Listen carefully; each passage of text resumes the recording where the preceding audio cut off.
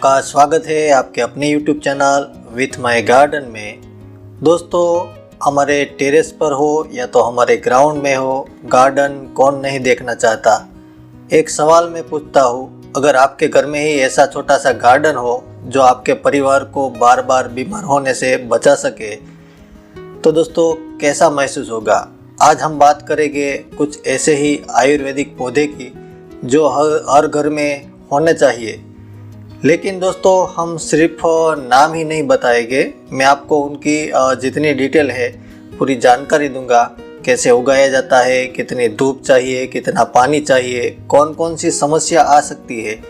तो वीडियो में दोस्तों अंत तक जरूर ही बने रहिएगा। दोस्तों, आयुर्वेद का मतलब सिर्फ दवा ही नहीं है, ये एक प्राकृतिक जीवन शैली है। शरीर को अंदर से मजबूत बनाता है, साथ ही दोस्तों बीमारी आने से पहले रोकता है। और सबसे खास बात यह है दोस्तों कि बिना साइड इफ़ेक्ट के ये काम करता है। लेकिन कुछ ध्यान रखने की बात भी ये है दोस्तों कि ये सिर्फ घरेलू उपाय है। गंभीर बीमारी में हमेशा डॉक्टर की सलाह की ज़रूरत होती है, जो हमें लेनी ही चाहिए। अब सबसे ज़रूरी बात दोस्तों, ये सभी पौधे उगाने का तरीका लगभग सेम ही होता है, मतलब एक जैसा ही होता है।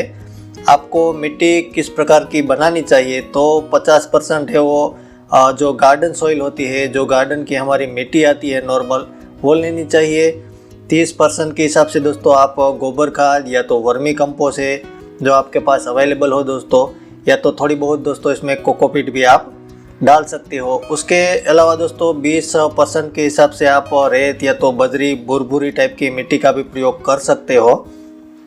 साथ ही साथ दोस्तों पानी की बात करूँ तो ज़्यादातर पौधे को रोज़ हल्का सा पानी की ज़रूरियात अनुसार आप दे सकते हो। ज़्यादा पानी देने से दोस्तों फिर जड़ है वो सड़ सकती है, उसके रूट वगैरह है वो, तो ओवर वाटरिंग तो बिल्कुल ही ना करें। उसके बाद दोस्तों धूप की बात करूँ, तड़के की बात, जो धूप आती है उसकी बात करूँ दोस्तों, तो रोज़ 4 से 6 घंटे की धूप है ये आयुर्वेदिक पौधे के लिए दोस्तों इनफ हो जाती है। तो 4 से 6 घंटे धूप हो दोस्तों, उतनी ज़रूर इनफ होती है। कुछ पौधे जैसे कि ब्राह्मी है, पुदीना, उसको दोस्तों हल्की छाया में भी आप उगा सकते हो। उसके बाद दोस्तों उगाने की प्रक्रिया की बात करूँ तो ये सब पौधे हो दोस्तों बीज से, कटिंग से या तो रूट जड़ से भी आप आसानी से उगा सकते हो। गमले में या तो ज़मीन में, दोनों जगह पर दोस्तों इसे उगाया जा सकता है। खास कर ये सभी पौधों में दोस्तों कुछ कॉमन प्रॉब्लम जैसे कि डिजीज़ और इसे आम रोग भी हम बोलते हैं। तो पत्ते पीले पड़ जाते हो दोस्तों, तो वो ज़्यादा पानी की वजह से हो जाते हैं। कभी कभी पत्ते सूख जाते हैं, तो पानी की कमी की वजह से भी दोस्तों पत्ते हैं वो सूख जाते हैं। और कई जगह पर दोस्तों कीड़े लगना है वो कई पौधे में कुछ मौसम के हिसाब से ऐसा भी हो सकता है, तो उस टाइम आप नीम ऑयल का स्प्रे है वो कर सकते हो। और दोस्तों एक बार अच्छी तरह से ग्रोथ पे आ जाए पौधा, तो आप 15 से 20 दिनों 25 दिनों में जैविक खाद है वो डाल सकते हो। और सबसे ज़रूरी ये है दोस्तों कि पौधों को नियमित देखभाल भी करना चाहिए। आप ऑब्जर्व करोगे तो जिसकी ज़रूरत होगी दोस्तों, वो कॉमन समस्या होगी वो आप घर पर ही से सॉल्व कर सकते हो।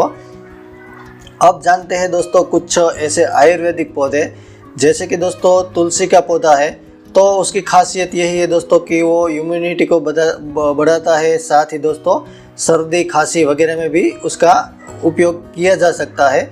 ये सभी चीज़ें हैं दोस्तों, कॉमन चीज़ें हैं। और एलोवेरा का पौधा है दोस्तों, वो त्वचा के लिए और पेट के लिए भी अच्छा माना जाता है। और अदरक की बात करूँ दोस्तों, तो पाचन शक्ति में और सर्दियों में दोस्तों अदरक का प्रयोग किया जा सकता है।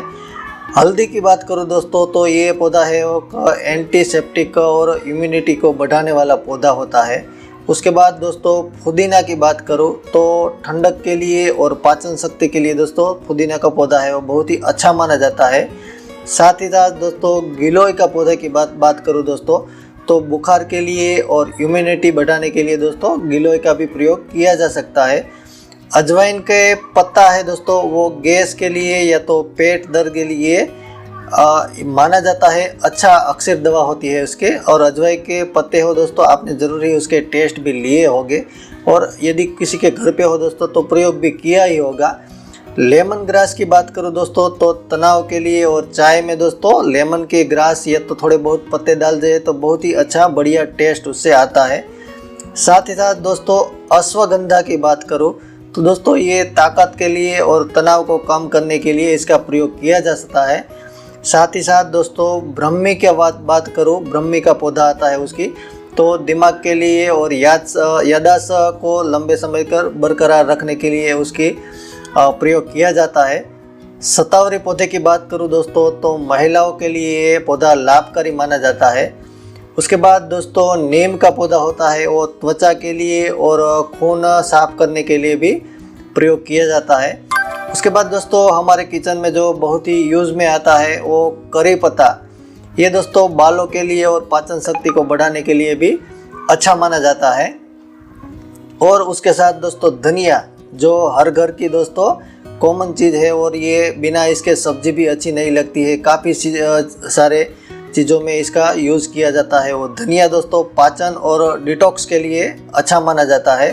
साथ ही साथ दोस्तों मेथी की बात करूँ तो ये पौधा दोस्तों डायबिटीज़ और पाचन शक्ति में लिए अच्छा माना जाता है। उसके बाद दोस्तों इंसुलिन का प्लांट आता है, वो शुगर कंट्रोल करने के लिए अच्छा माना जाता है।